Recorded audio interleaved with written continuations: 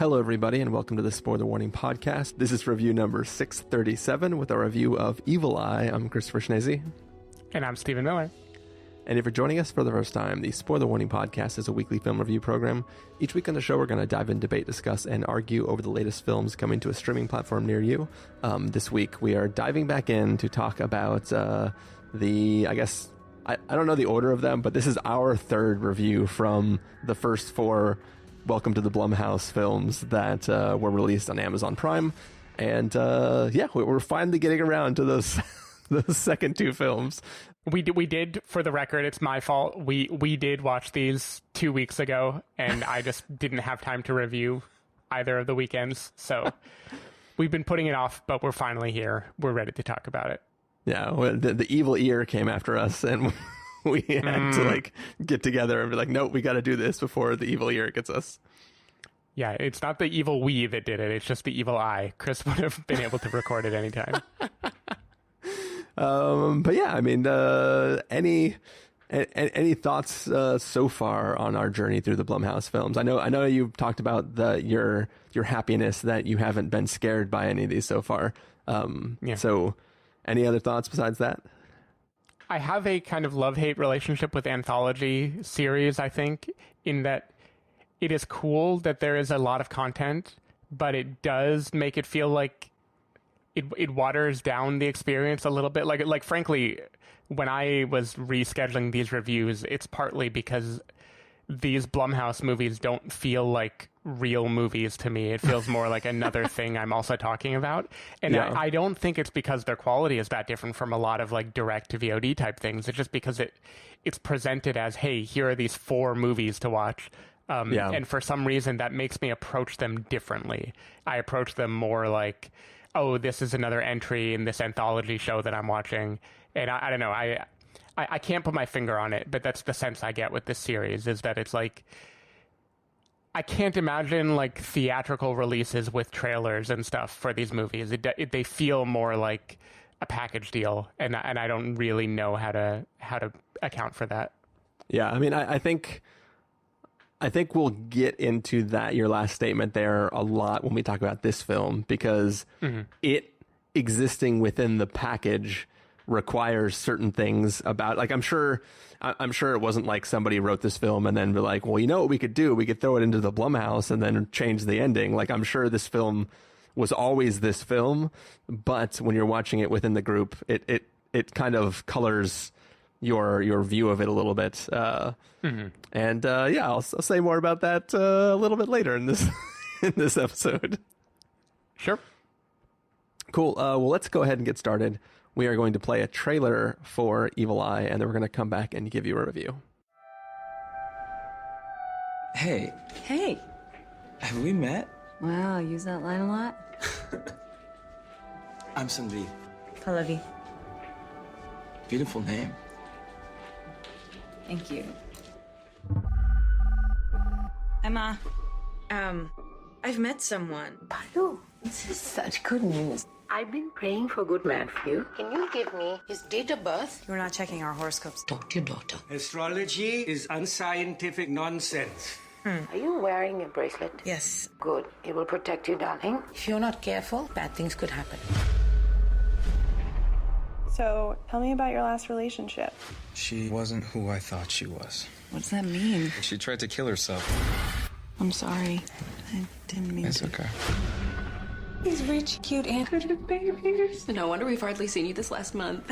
Is your mom happy? I thought she was. I don't want you to fall in love with the wrong man. Why can't you just be happy for me? Balu, don't take it to heart.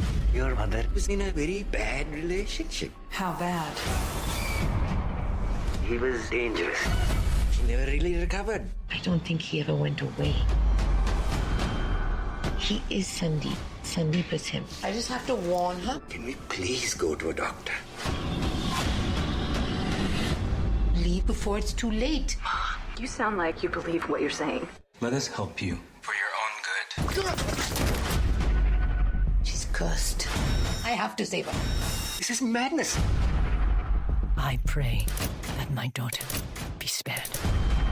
Ma, you need help. I'm trying to save your life, Balu. See, I knew if you just met him in person, everything would be fine.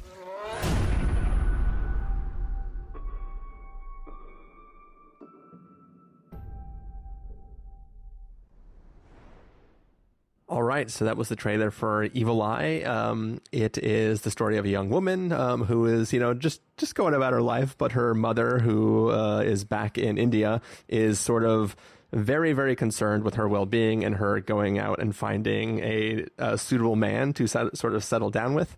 And she is slightly overbearing, and it's sort of about the dynamic of how this daughter and mother interact with each other and what might come about with the new man who is in her life. Stephen Miller, what did you think of Evil Eye?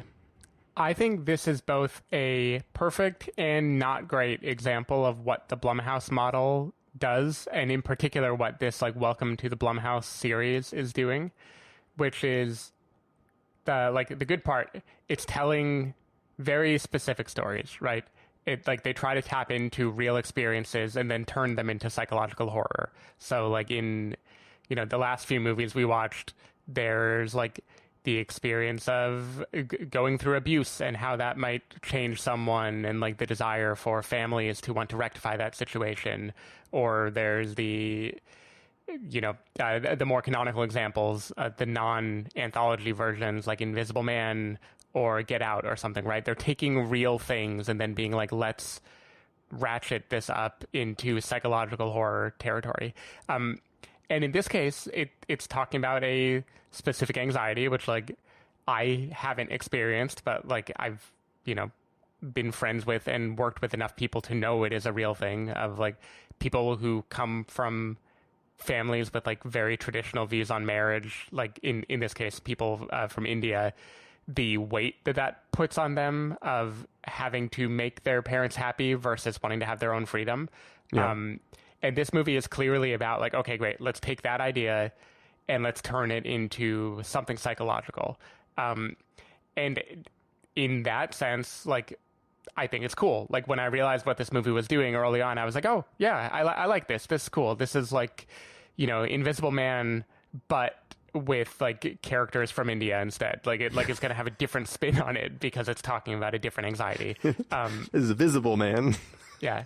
And for, I would say, the first half of this movie, I was pretty happy with it on that level. Not amazing, but yeah, this is good. This is, solid Blumhouse type of movie. And then it pushes into territory that is spoiled on IMDb, but I'm still not going to talk about too much.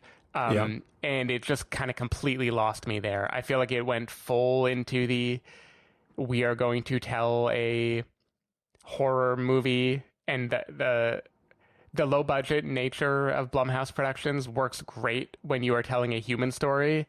And the moment you start to tell any other story, I feel it gets very goofy. And in this case, it felt goofy to me by the end. And that, I don't know, that left me kind of cold. I think the characters are pretty charming. I thought the lead, Pallavi, played by Sunita Mani, she was good. I immediately identified with her the way I'm supposed to, of wanting her to get out of her parents' control and live a little. And I kind of believed the pressures that she goes through. I like the parents back in New Delhi quite a bit. Especially, I thought the dad was extremely charming. He was a kind of good relief from the rest of the movie. He just was a loving man on the sidelines the whole time. Yeah. But then I don't know. There's just a lot of silly in it, and there's a lot of things that just buggered belief for me. Even little details I know the time zone difference is 12 hours from New Orleans to Delhi. And there were so many times in this movie where they're on the phone and they're both it's daytime for both of them together and they're just having a conversation. And I'm what time is it? I know this movie was made and starring people who, have lived this before. So surely the details, but I don't know. There were things that felt sloppy to me. And then the more it goes into, horror domains, the less I was vibing with the movie. And by the end, I was okay, just do your thing, movie. You lost me in the third act. So I don't know. That's kind of how I felt. So far, not my least favorite of them. Least favorite is still The Lie, but this is definitely not the best either. Yeah, I mean, I have basically the same sentiments about this film. I mean, when it started, I was kind of like, okay, cool, I'm on board with this. And the more I watched it, I was like, this is a pretty good drama. Like, like I'm 100% on board with this. Like, the acting was great. Like, the sentiments, there was huge like swaths of emotion just being thrown about. Like, just the story of this daughter, like, whose heart is breaking because her mom's heart is breaking. Like, they have amazing chemistry together. It was all believable. I was like, this film is great. I'm having a great time with this. This is a great drama. And then I was like, wait, I'm not watching a drama. This is a Blumhouse film. When is the Blumhouse going to happen? And then from then on out, I started to get like, I was fearful, not that I would be scared by the movie, but fearful that the movie I was watching that was great on its own was going to have to become something else to fit in here. And that's kind of what I was teasing at the beginning of this is it is like, I enjoy anthologies, in general. Like I'm more than happy to sit and watch an anthology, because I like mini stories, and just being able to have a bunch of individual stories that are all like in a theme is cool. But the problem is when the theme is horror, like it, for me, it works for Black Mirror, right? Because the whole premise of Black Mirror is like, we're showing you the fearful extension of some reality of your life and where it could go wrong. You're watching it specifically for that. And it never is trying to pretend to be something else. And this film, like if you just were flipping through channels and this was on and you started watching it, you're like, oh, this is a nice, fun family movie, right? Yeah. And then it just like, it's almost like a twist when it becomes a horror film. And I don't know, to me that there's something, for some reason it doesn't work in this film for me the way it works in Black Mirror, where I'm like specifically watching to see how the writer is trying to imagine a potential reality that I could live one day. This just feels like, okay, you're just doing some weird ass shit now. And I don't, and I'm even fine with like even the little hints of like spiritualness in it, where it's talking about what the evil eye is and like hoping she wears the charm and what might happen if she takes the charm off temporarily. Like I'm still on board. Like I'm on board with potentially this new man in her life not being the man that she wants him to be, or maybe just turning out to be like a piece of shit like most men are. Yeah. Like I would be totally on board with that. Like, yeah, it's the literal aspect of this movie that makes it feel a little ridiculous by the end. Like I was totally into the evil eye thing too. I mean, I have my little espresso cup that I drink from most days that I got from Turkey that has the evil eye all over it too. And I like learned about that a little bit. Like, yeah, there's all these, you know, a lot of different cultures have this superstition of like the evil eye protects you because if it's already watching, then other evil won't try to get you anymore. And I was like, okay, this is cool. You know, this is bringing a little bit of culture in the movie. Like I'm into it. I get it. Like it's the overbearing parent and like she's too worried, but then maybe she'll be right anyway. Like that's all fine. You know, like you said, it's a good drama. Like it works totally well as a drama. Yeah. I don't know how to put my finger on why the last like half hour of this movie was so goddamn cheesy to me. Yeah. I mean, and there are still things that like, that's the weird thing too, is there are still things that like, I am waiting for the daughter to catch up to some things that the mother wants her to catch up to. And there's still things that she does to try to reveal things to her, which I'm like, all right. Cool. I mean, I don't believe that you would have kept those, but like, you know, like there are things where it's like, it works cinematically as like a tell, but it still doesn't make sense. And there's this thing where I'm like, come on. And then I was already, so this film had me disappointed by the time it was at the end, right? And then the last shot made me actually angry. I was like, you think you're so fucking clever with that last shot. I was like, but it doesn't even make sense. But yeah, anyways, any last thoughts on this film, Stephen? Only that I would much rather see this director and this cast, who again, like, I think the cast are pretty killer. Like, I think they're great. I would much rather see them just do an actual drama, like do their version of, like, I don't know. There've been so many TV shows and stuff lately where it's like taking a specific point of view and just like talking about what it means to actually live that life. Like, I would love just a drama, like an easy type show of, hey, this is what life is like for me. You know, I'm a daughter of parents who live in India, and I'm dating in the world in New Orleans. Let's talk about life for a while. Like, I feel like it would be great. Like, I think the setup is totally great. And I just, of all the places it could go, I wish it didn't enter the Blumhouse. Yeah. You just didn't grow up in the Blumhouse. Yeah. All right. Well, I think we can probably start getting to verdicts then. This might be a little short episode, but that's all right. Stephen Miller, if you're going to give us a must-see, recommend with a caveat, wait for rental, pass with a caveat, or a must-avoid, what would you give it? I'm going pass with a caveat. I think it's a super promising premise, and I actually enjoyed the first half of it quite a bit, but it really felt cheeseball by the end, and I don't know. I think this movie... It just doesn't stick the landing, and the way sometimes not sticking the landing is fine with me. I still will be like, yeah, I mostly liked it. Just like, yeah, I don't like the end of it. But this time it really, for me, kind of ruined what it was trying to do in a way that, I don't know. I just didn't think it worked very well. But, you know, again, make it into a drama and I'm game. I'll go back and watch the drama cut of this movie. Yeah. Which is basically just until somebody gets on a plane. Yeah. But yeah, it's going to be a pass with a caveat for me as well. That first part was good. And even like going back for a second you talked about the father liking him. He is like where a lot of the drama comes from, just the nature of who he is as a man in this family, like his role to play, his relationship to his now wife and her past boyfriend, and like him trying to be like the person in between, and that's the one thing we haven't even talked about yet. Hold on a second. I need to back up. One of the things that makes this film so interesting and heightens the reality of it, it's been 2 weeks since I watched this, so things are now just starting coming back to me, is the added thing of the more and more suspicious she gets, the more people start to assume that it's dementia or some form of old age that is causing her to feel these feelings.